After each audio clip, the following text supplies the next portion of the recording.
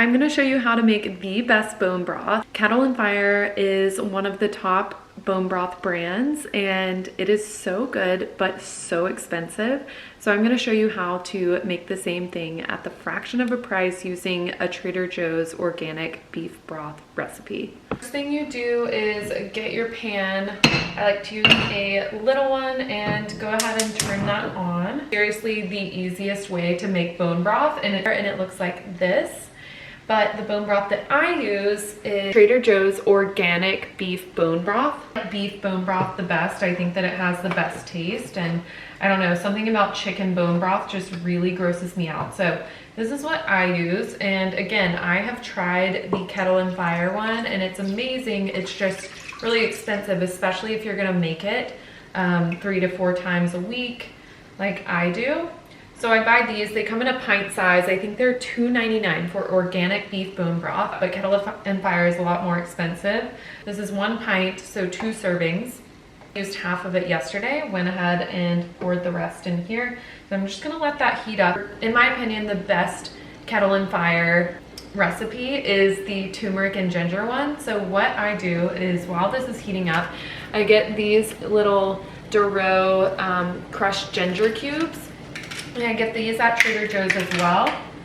And they're in the freezer section, so look for them there. And they're just individually packaged like this. I think you can get them at other grocery stores too, but that's where I get them.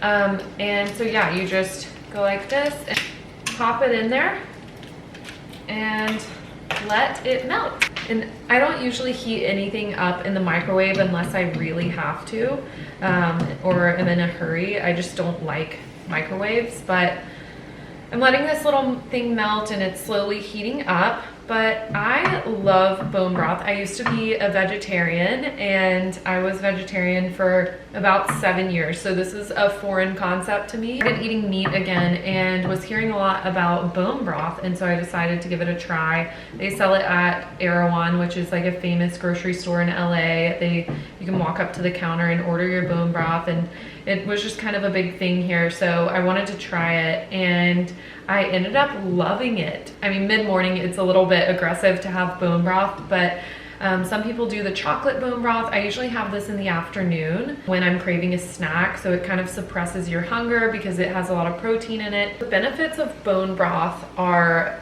amazing. It's really high in protein. Just in this 1 serving, there are 10 grams of protein. It is very hydrating. There's collagen in this. It's good for gut health. And then the great thing about adding turmeric, which is what I do, I just add my spiced turmeric. Turmeric is great for inflammation. So if you're adding that into your bone broth, it will really help with joint inflammation. I've actually been using this like every day, and I had really bad joint inflammation on one of my knees and I have not had any at all recently. So turmeric also will stain everything forever, so be really careful with it. It's actually stained my pots, my clothes, cloths, everything, so just be really careful with it. So yeah, you just heat that up long enough for it to get hot, and then I'm gonna pour it in this cup. I'm always so bad at pouring from my pans. These are the Our Place pans, and they do have a little pour spout, but see, it's leaking out the back. 1 cup of bone broth. So hot. Oh, I forgot. Sometimes I add salt and pepper to it just to give it more flavor.